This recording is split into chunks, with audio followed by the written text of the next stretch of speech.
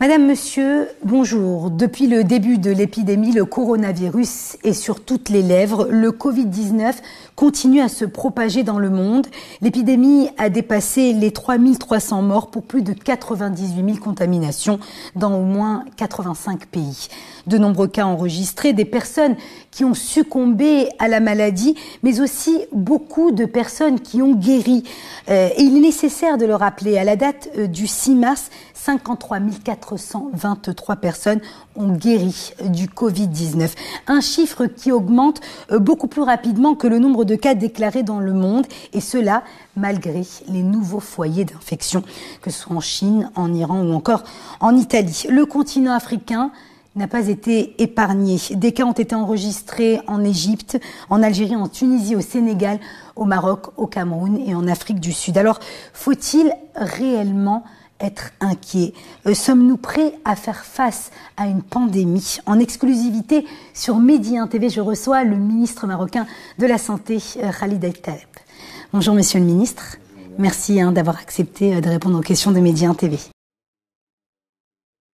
Nous sommes au sein du ministère de la Santé. Mercredi soir, un deuxième cas du nouveau coronavirus a été enregistré au Maroc. Il s'agit d'une Marocaine âgée de 89 ans en provenance d'Italie. Le premier est également un Marocain aussi en provenance d'Italie, mais plus jeune puisqu'il est âgé de 39 ans. Alors la question que l'on se pose, Monsieur le ministre, comment vont-ils ? Alors merci de m'avoir donné bien sûr cette occasion pour m'exprimer au sein du ministère de la Santé, comme vous l'avez bien souligné. Alors vous avez cité bien sûr les deux cas bien sûr qui sont apparus au Maroc aujourd'hui. Il s'agit quand même d'une patiente qui est d'un certain âge, 86 ans, et qui est venue bien sûr d'Italie après avoir passé un an en Italie et qui a dû rentrer pour des événements bien sûr particuliers. Et au moment de son séjour au Maroc, elle avait présenté quand même, étant donné que c'est une patiente qui portait quand même des tares, parce que je ne voudrais pas m'étaler sur son cas clinique, ça serait quand même un peu, ça relève un peu du secret professionnel, mais quand même elle est tarée. Et c'est ce qui a fait que ça a permis quand même de faire dégénérer son cas, puisqu'elle présentait quand même un cas un peu sévère. Aujourd'hui, elle est en insuffisance respiratoire, mais on l'a mis bien sûr aux soins intensifs, et puis bien sûr via les soins intensifs, elle est passée en réanimation. Aujourd'hui, elle est bien prise en charge. Et j'ai bien sûr entendu ce matin, bien sûr après vérification auprès des médecins traitants et tout le staff technique qui est autour, qu'il y a une petite amélioration de cette patiente. Donc je voudrais rassurer que tout a été mis en œuvre pour bien sûr prendre en charge de manière exhaustive cette patiente. Et donc aujourd'hui, elle s'améliore progressivement et doucement. Et qu'en est-il du deuxième patient? Pour le deuxième patient, c'était le premier cas qui a été déclaré le lundi 2 mars et pendant le soir. C'est un cas bénin. C'est un cas bénin qui... Par rapport à l'âge peut-être aussi? Il a 39 ans et puis il se porte bien pour le moment. C'est un cas qui est considéré comme étant bénin, il est en isolement, donc pendant toute la période d'incubation qui compte pour 14 jours. Au jour d'aujourd'hui, il collabore très bien, il est sous traitement, il évolue très bien et donc incessamment, je pense qu'on va devoir bien sûr faire le nécessaire, notamment un prélèvement supplémentaire pour essayer de dépister s'il a éliminé son virus ou non. Alors ces deux cas, donc je le disais, étaient en provenance d'Italie, donc ils étaient à bord d'avion, ils ont donc été en contact avec d'autres personnes. Qu'est-ce qu'il en est des... Ça passe toujours comme ça. Le porteur de virus n'est pas connu au début. Et même quand ils ont transité à travers, bien sûr, les portes d'entrée du Maroc, le détecteur thermique, la caméra thermique sont des dispositifs, c'est des mesures éventuellement pour détecter dans la mesure du possible. Ça veut dire qu'ils ne vont pas faire le diagnostic du coronavirus. C'est un des moyens que nous mettons bien sûr à la disposition bien sûr des rentrées du Maroc pour essayer de déceler quelques cas. Il suffit qu'il y ait quelqu'un qui n'est pas bien sûr rentré en phase de maladie, ou quelqu'un qui est déjà sous antipyrétique, notamment il a pris un traitement contre la fièvre, qui ne soit pas détecté par le caméra. Et c'est l'apparition des symptômes qui généralement déclareront la maladie. Alors, le cas contact, par rapport à ces cas contacts, il y a des définitions. On peut définir bien sûr par sectorisation bien sûr du contact, les contacts élevés à haut risque, les contacts moyens et les contacts à faible risque. Alors, les contacts à haut risque, qui étaient bien sûr dans un espace très restreint, c'est des malades c'est des gens qu'il faudrait, c'est pas des malades, c'est des gens, j'insiste là, qu'il faudrait bien sûr mettre en quarantaine pour éventuellement prospecter pendant les 14 jours qui vont venir s'ils vont déclarer potentiellement la maladie ou non. Voilà. Les mesures qui ont été entreprises aujourd'hui vis-à-vis de ces deux malades qui sont venus tous les deux d'Italie. Nous avons bien sûr recensé tous les cas contacts et on les a dépistés par rapport à s'il y a des signes ou des manifestations de grippe, parce que ça donne un rhume finalement, ça donne un syndrome grippal. Le coronavirus, il est de la famille des coronaviridae et il se manifeste essentiellement par un syndrome grippal. Il donne de la fièvre, de la toux, des éternuements. C'est ça la symptomatologie du coronavirus. Voilà. Si ces malades-là, en cours de route, ils présentent des symptômes, à ce moment-là, on doit les prendre au sérieux. Donc on attendra véritablement les symptômes pour pouvoir... Mais ils restent sur surveillance, sous surveillance. Alors, la surveillance, il y en a deux façons de faire la surveillance. S'ils ne sont pas bien sûr à haut risque, c'est des risques qui sont faibles, on peut faire bien sûr de l'autosurveillance. C'est-à-dire qu'on va demander à la personne de s'auto-surveiller, d'essayer d'être alarmiste vis-à-vis de ses symptômes et à chaque fois, bien sûr, quand il y a un symptôme qui est particulier, d'appeler. Nous avons un numéro économique. Mais elle ne risque pas de contaminer si elle n'a pas de symptômes, en fait. Elle est isolée aujourd'hui. Si elle ne rentre pas en contact, elle est confinée déjà. Si on attend à ce qu'elle déclare sa maladie, elle ne va pas contaminer. D'accord ?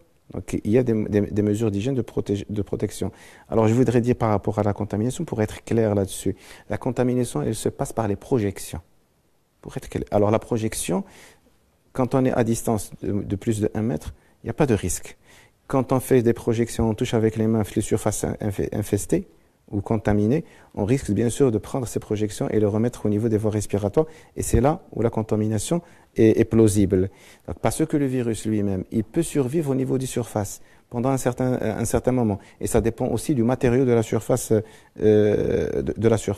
Et donc, c'est pour cela que nous insistons essentiellement sur les mesures d'hygiène qui permettent bien sûr d'éviter la propagation. Parce que lui-même, ce virus-là, est très fragile. Il est très fragile. On en parlera à la fin si vous voulez. Oui, oui, justement, on reviendra sur la manière, je dirais, de se prémunir. Est-ce qu'il y a d'autres cas? Est-ce qu'il y a des cas suspects au Maroc? Est-ce qu'on doit s'attendre à une augmentation du nombre de malades? Il faut s'attendre à tout. Au vu de ce qui se passe à l'international, vous avez vu comment ça a évolué, donc cette épidémie en Chine. Donc aujourd'hui, fort heureusement qu'en Chine, avec le plan de riposte qu'ils ont utilisé, l'incidence commence à diminuer et aussi même le taux de mortalité. Donc maintenant, le phénomène est devenu de manière accrue en Europe, notamment dans certains pays. Et on suit cette cinétique de virus aujourd'hui.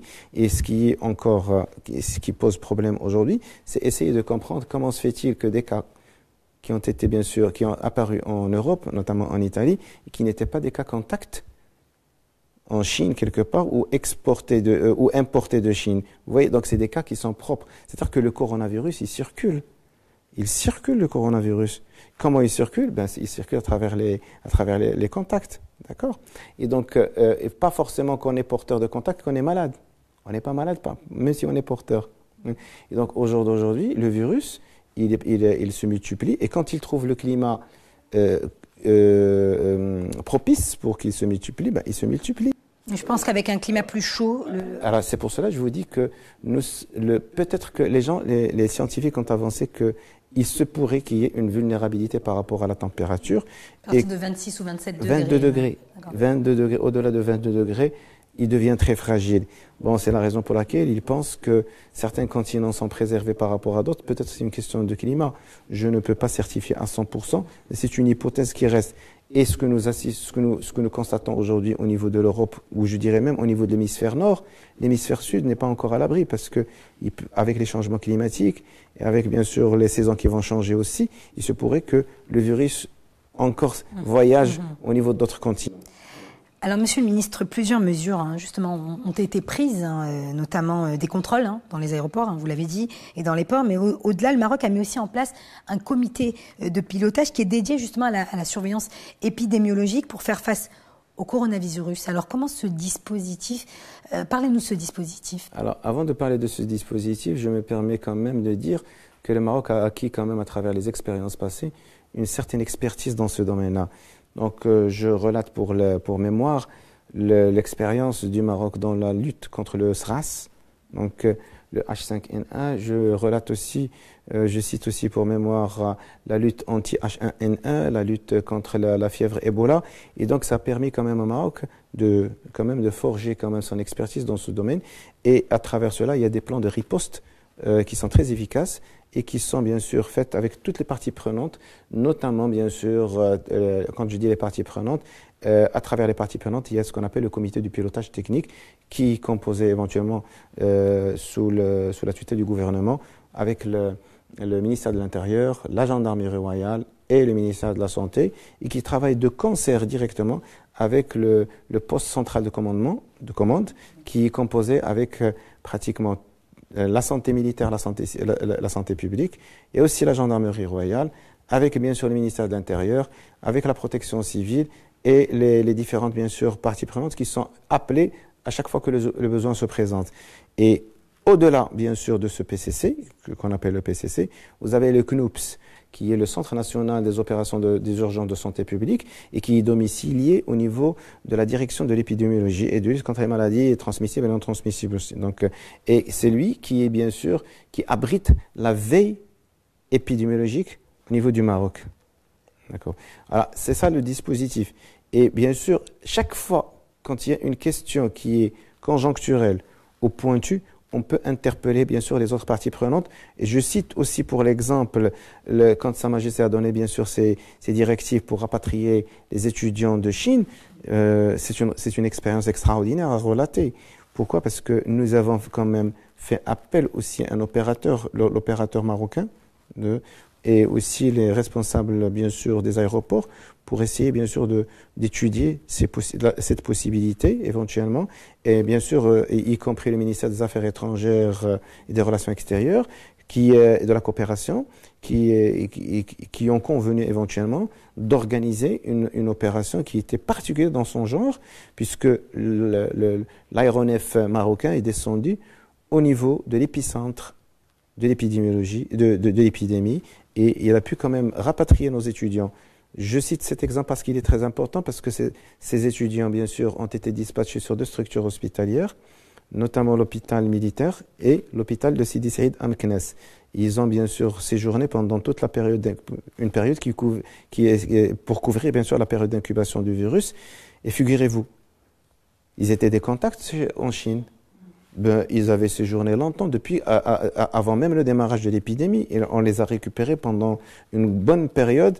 Ils avaient vécu bien sûr cette expérience en Chine. Et on les a mis en isolement et aucun cas n'a été déclaré positif. Ça veut dire ce que ça veut dire, que le virus, il cherche également l'hôte. Parce que le virus, même quand il rentre dans un organisme, s'il est affaibli, s'il est quand même taré, s'il n'est pas immunisé, défaillant, le virus fera bien sûr son affaire. C'est un virus à tropisme aérien. C'est-à-dire que ce n'est pas systématique. Ce n'est pas systématique. Ça veut dire qu'il ne suffit pas d'être en contact que vous attrapiez la maladie. Exactement. Et cette expérience, c'est important d'en tirer bien sûr les leçons parce que ça nous a permis quand même de prendre en considération bien sûr certains aspects techniques. Et nous avons été même sollicités par la République d'Ukraine pour exporter bien sûr cette expérience chez eux. Donc voilà, juste pour mémoire. Alors la représentante de l'OMS au Maroc a précisé récemment que le Maroc disposait des moyens humains et techniques nécessaires pour faire face au virus. Alors décrivez-nous ces moyens concrètement, comment vous travaillez avec l'OMS et vraiment, Monsieur le Ministre, est-ce que les hôpitaux aujourd'hui sont-ils prêts à recevoir les malades? Alors il suffit de voir ce qui se passe au niveau du Maroc d'abord en termes d'épidémiologie. Je dirais quand même il y a une lutte incroyable au Maroc avec des résultats qui sont très probants à travers les différents programmes de santé publique. On ne va pas citer pour l'exemple le coronavirus tout court, mais on va citer tout ce qui est bien sûr tout ce qui a précédé. Nous sommes passés par la lutte antituberculeuse, paludisme, leishmaniose, l'Ebola, pas mal d'épidémies, le choléra dans le temps. Le Maroc a acquis une grande expérience. Il a bien sûr les compétences et le potentiel nécessaires pour faire face à une épidémie.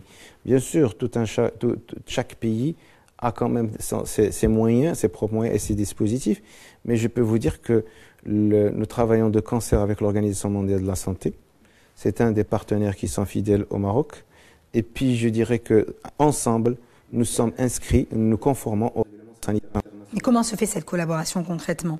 Eh ben, la collaboration, elle se fait un travail de proche à proche parce que la représentante de l'OMS, elle peut venir chez nous éventuellement. On est informé bien sûr de l'éventualité. On peut même être aidé quand on est bien sûr en difficulté par rapport à certains moyens. On peut être doté quand il y aura, si jamais bien sûr se déclare une pénurie, par exemple au primaire, des réactifs, etc. Le Maroc, comme étant un partenaire, il est privilégié par rapport à l'Organisation mondiale de la santé pour lui trouver quand même les différentes solutions nécessaires pour subvenir aux besoins de la population. Donc, mais j'insiste que nous sommes bien sûr inscrits à se conformer bien sûr au règlement sanitaire international. Et pour également, je voudrais insister sur le fait que le Maroc ait cette reconnaissance de l'Organisation mondiale de la santé, parce que c'est une vérité. Et puis, avec la reconnaissance, pas seulement de l'Organisation mondiale de la santé, mais aussi la reconnaissance même de tout le continent africain. Je venais d'arriver quand même d'un sommet africain de l'Union Maghreb, de l'Union africaine, des nations africaines, et qui a organisé quand même une réunion extraordinaire autour du coronavirus. Sachez que le continent africain aussi dispose des moyens qui sont indéniables quand même, qui ne sont pas quand même des moindres, et pour faire face à cette situation. Alors justement, qu'est-ce que vous répondrez aux personnes qui se disent inquiets, qui sont convaincues que l'Afrique ne peut pas faire face à ce virus? Alors l'Afrique, elle est passée par plusieurs crises. Ce qui fragilise aujourd'hui les gens qui détiennent quand même cette opinion-là, puisqu'on est passé on est passé par la crise d'Ebola, on n'a pas encore émergé. On vient d'avoir quand même des résultats positifs par l'Ebola, mais on n'a pas encore éradiqué l'Ebola à 100%. Et donc, une nouvelle crise sur une crise préexistante pourrait être quand même un facteur fragilisant. Maintenant, on ne peut pas banaliser les compétences qui existent au niveau africain. Il y a quand même une certaine expertise qui est très importante. Il y a quand même un travail de concert, de coordination. Et par la même occasion, bien sûr, le Maroc, sa présence là-bas était une bonne opportunité pour demander à abriter quand même le CDC africain au niveau, bien sûr, du Maroc, qui est un centre de contrôle des maladies et qui permettra aussi d'être la veille épidémiologique à l'échelle continentale. Donc c'est important. Pourquoi? Tout simplement parce qu'il y a une reconnaissance internationale du Maroc, une reconnaissance également africaine du continent par rapport à l'expertise marocaine et par rapport aux experts marocains à l'échelle nationale. Voilà. Bon, on parle de protection aussi, comment se protéger, comment éviter la propagation, en l'occurrence de masques ou de gel hydroalcoolique aide justement à se prémunir, si je puis dire, de toute propagation, de toute contamination. Alors, est-ce que nous avons déjà suffisamment de masques pour le personnel soignant et qu'en est-il des gels justement hydroalcooliques?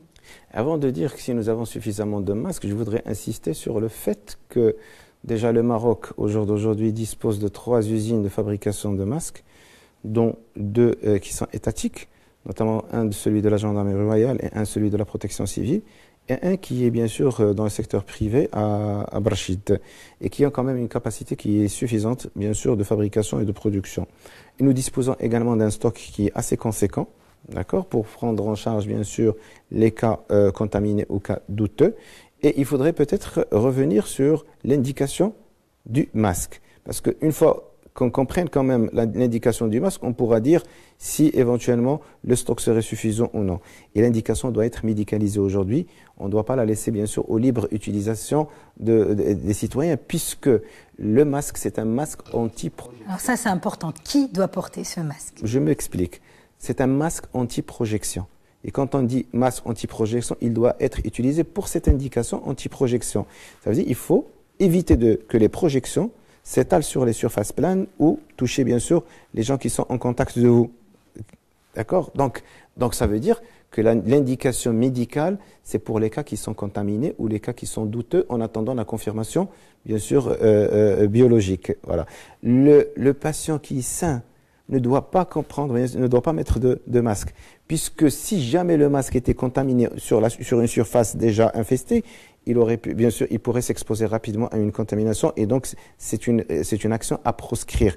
Il y a deuxièmement le masque particulier qui est le FFP2, qui est un masque qui est utilisé chez le professionnel. Parce que dans cette opération, les professionnels sont les plus exposés à être touchés par rapport à l'ensemble des épidémies, pas seulement le coronavirus.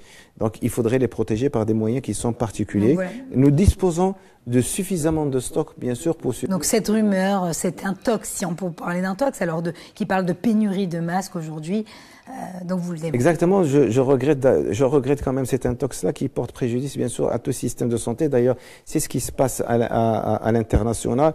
On a créé quand même de la pénurie, on a créé de la surenchère autour, bien sûr, de l'utilisation, alors qu'il suffit de rationaliser et d'utiliser à bon escient le masque et on aurait, bien sûr, toute la quantité nécessaire. Tout comme les gels hydroalcooliques, sachant que beaucoup parlent d'augmentation de prix. Alors, si c'est avéré, comment l'empêcher ? Alors, par rapport au gel, je dirais que le gel hydroalcoolique, oui, c'est une mesure qui permet de désinfecter les surfaces et de désinfecter les mains et permet d'éliminer le virus. Mais aussi, le virus, il est vulnérable à d'autres mesures qui sont peu banales. L'eau et le savon et l'eau chlorée, un peu d'eau de javel, c'est très efficace contre, bien sûr, le virus. D'ailleurs, il a été même prouvé que les gens qui vont faire de la natation avec de l'eau chlorée, donc ils sont jamais touchés par et donc, voilà, donc c'est des mesures banales. Il faudrait pas qu'il y ait, bien sûr, une surenchère, une polémique autour de la question. Maintenant que les mesures entreprises par le ministère de la Santé, aussi le ministère de l'Intérieur, et c'est des décisions qui ont été prises au niveau du comité de pilotage, c'est-à-dire d'abord, premièrement, il faut protéger, bien sûr, le stock marocain, éviter qu'il y ait, bien sûr, de la surenchère autour de ça. Et la réglementation, le prix, exactement. Et on va faire des inspections par rapport à cela au niveau de la DMP. Ils n'ont pas le droit, bien sûr, de spéculer sur la vulnérabilité des patients. Et donc, d'abord, il y aura des réquisitions pour qu'il n'y ait pas d'export, bien sûr, de la marchandise marocaine, pour préserver, bien sûr, le stock marocain. On va pouvoir, bien sûr, éventuellement augmenter la production et on aura toujours, bien sûr, des possibilités d'avoir d'autres solutions. Et bien sûr, la réglementation des prix pour que le masque et aussi les solutions hydroalcooliques soient, bien sûr, au prix raisonnable pour ne pas, bien sûr, créer, bien sûr, la rupture et la pénurie. Alors justement, il nous reste très très peu de temps, hein, nous arrivons au terme de cet entretien.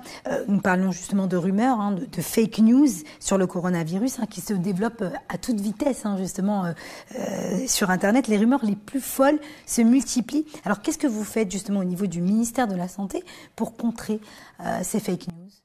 Alors, ce que nous sommes en train de faire aujourd'hui, c'est essayer d'augmenter quand même notre plan de communication. Nous suivons de très très près, bien sûr, les fake news. C'est une question qui est bien sûr au centre d'intérêt aujourd'hui du gouvernement. On en a parlé au Conseil du gouvernement parce qu'on voudrait bien sûr éventuellement censurer bien sûr ces fake news. Parce que ça entraîne quand même de la perturbation et ça sème la zizanie au niveau de l'ordre public. Et donc, il ne faudrait pas que les citoyens et citoyennes, bien sûr, de multiplier, bien sûr, ces fake news parce que ça porte préjudice au pays. Et donc, de notre côté, le ministère de la Santé essaie de publier quelques capsules qui essaient de corriger, bien sûr, éventuellement par rapport aux mesures, d'être bien sûr à la mise en termes d'information. Et faire aussi de la sensibilisation. On fait de la sensibilisation, il y a les dépliants, il y a les flyers, il y a tout ce qui est support informationnel qui sont bien sûr diffusés à l'ensemble, bien sûr, je dirais, au niveau des portes d'entrée du Maroc.